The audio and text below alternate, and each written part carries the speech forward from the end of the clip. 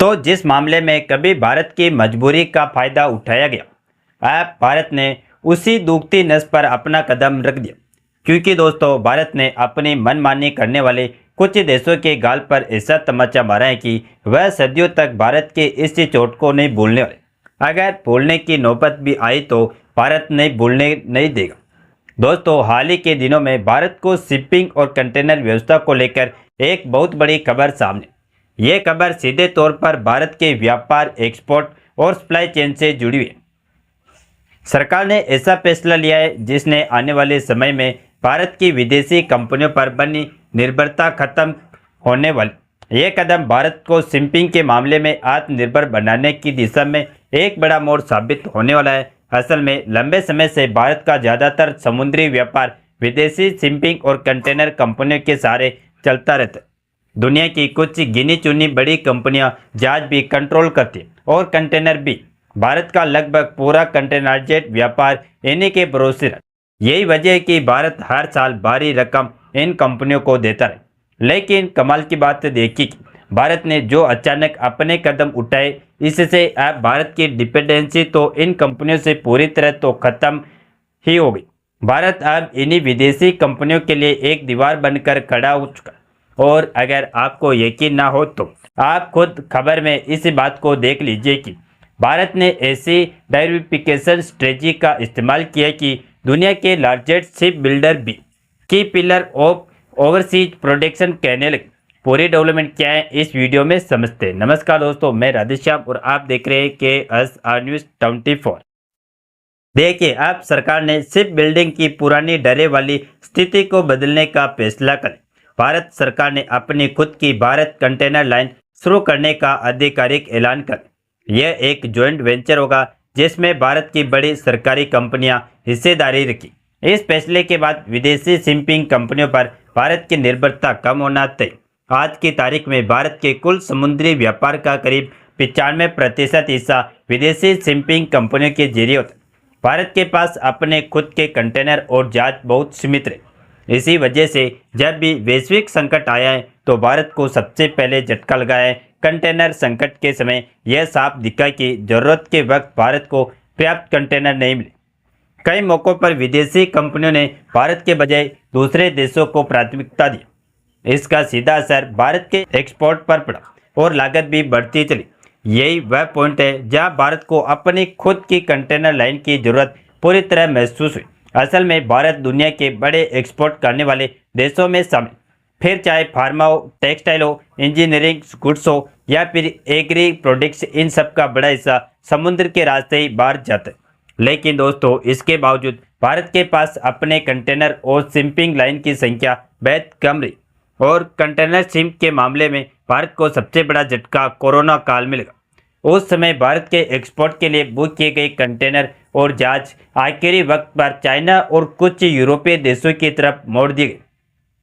वजह साफ थी कि चीन और यूरोप ज़्यादा भाड़ा देने को तैयार थे, जबकि भारतीय एक्सपोर्टरों को कंटेनर पोर्ट पर ही अटके रह गए। कई मामलों में ऐसा हुआ कि भारत से बुकिंग हो चुकी थी, लेकिन शिपिंग लाइनें वही कंटेनर दूसरे देशों को दे दी, जिससे भारत का टेक्सटाइल, फार्मा और एग्री एक्सपोर्ट समय पर नहीं जा सका। क्योंकि जिन कंटेनरों की बुकिंग भारत से की गई थी वह ज़्यादातर चाइना, डेनमार्क और स्विट्जरलैंड की शिपिंग कंपनियों की थी। भारत के एक्सपोर्टर इन्हीं विदेशी शिपिंग लाइनों से कंटेनर बुक करते थे, क्योंकि भारत के पास खुद की मजबूत कंटेनर फ्लैट नहीं थी। लेकिन जैसे ही कोरोना काल में चीन और यूरोप से कार्गो की मांग बढ़ी, इन कंपनियों ने भारत के लिए बुक किए गए कंटेनर वापस मंगा लिए और उन्हें अपने ही देशों या ज़्यादा पैसे देने वाले ग्राहकों को दे दिया। और बात यहीं पर नहीं रुकी, बल्कि भारत को दूसरा झटका दिया गया है, क्योंकि इसके बाद साल 2021 में स्वेज संकट आया, जब भारत से यूरोप जाने वाली कई कंटेनर रास्ते में फंस गए। ये कंटेनर ज़्यादातर जर्मनी और फ्रांस से जुड़ी शिपिंग लाइनों के हालात सामान्य होने पर भी भारत का कार्गो प्राथमिकता में नहीं रखा गया। यही पैटर्न फिर 2023 और 2024 में लाल सागर संकट के दौरान दिखा, जब शिपिंग कंपनियों ने भारत के लिए बुक जहाजों और कंटेनरों को डाइवर्ट करके टर्की और खाड़ी देशों के कार्गो में लगा दिया। वजह वही पुरानी कि उन देशों ने ज़्यादा भाड़ा देने का ऊपर दिया और भारत का माल फिर से लेट हुआ। और इतने बड़े झटके खाने के बाद अब हमारी आंखें खुल चुके, जहां सरकार की नई पहल इसी कमी को खत्म करने वाली और भारत की प्लानिंग अब इन्हीं कंट्रीज के मुंह पर उल्टा तमाचा जड़ने जा रही। जिन देशों ने भारत को धोखा दिया और बुकिंग किए गए कंटेनर को भी अपने फायदे के लिए वापस मंगा लिया था, फिलहाल अब कंटेनर लाइन के जरिए देश की कंटेनर क्षमता बढ़ाई जाए। शिपिंग व्यवस्था पर भारत का नियंत्रण मजबूत होगा और विदेशी कंपनियों की मनमानी खत्म होने वाली। इसके साथ ही शिपिंग लागत में भी स्थायी रूप से कमी आने वाली है, क्योंकि अब सरकार ने तय कर लिया है कि यह स्थिति आगे नहीं चलनी। भारत को अपने व्यापार के लिए दूसरों पर निर्भर नहीं रहना है। इसी सोच के तहत भारत कंटेनर लाइन की नींव रखी गई। यह फैसला केवल आर्थिक नहीं बल्कि रणनीतिक तौर पर भी बेहद अहम माना जाए। यही से बात पहुंचती है हाल ही की बड़ी घोषणा पर, जिसमें साफ किया गया कि भारत कंटेनर लाइन कैसे काम और किन कंपनियों के साथ मिलकर इसे आगे बढ़ाया जाए। और बड़ा डिसीजन यह है कि भारत ने कंटेनर लाइन को आधिकारिक रूप से लॉन्च करने का फैसला लागू कर दिया। यह जॉइंट वेंचर भारत की प्रमुख सरकारी कंपनियों के साथ मिलकर बनाया गया।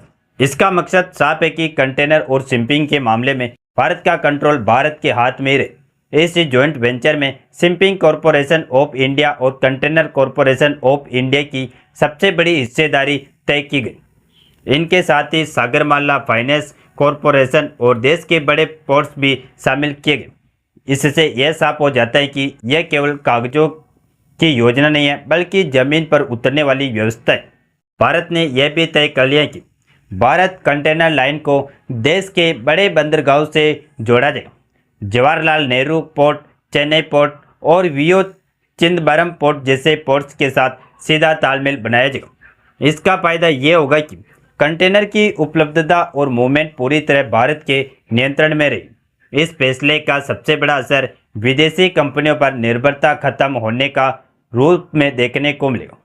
अभी तक भारत अपने व्यापार के लिए विदेशी शिपिंग लाइनों पर भी निर्भर रहा है। अब कंटेनर भारत के होंगे, जहाज भारत के होंगे और रूट भी भारत तय करेगा।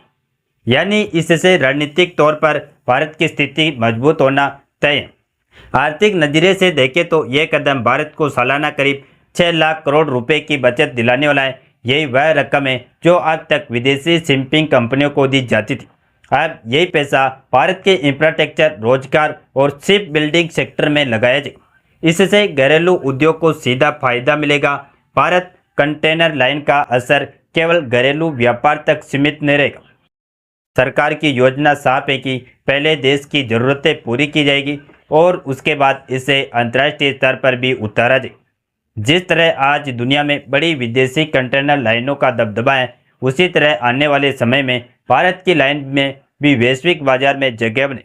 और आपको जानकर हैरानी होगी कि केवल देसी कंटेनर बनाने के लिए 10,000 करोड़ रुपए का इन्वेस्टमेंट इस दिशा में भारत के द्वारा मोड़ा गया, ताकि चीन से डिपेंडेंसी हटाई जा सके। हालांकि भारत या तो डायरेक्टली चीन से डिपेंडेंसी खत्म करने की बात कर रहा है, लेकिन भारत की तैयारी उन सभी कंट्रीज को खटक रही है जिन्होंने भारत को कंटेनर के मामले में धोखा दिया। बाकी आपको क्या लगता है कि भारत खुद के कंटेनर बढ़ाने में कामयाबी हासिल कर पाएगा या नहीं?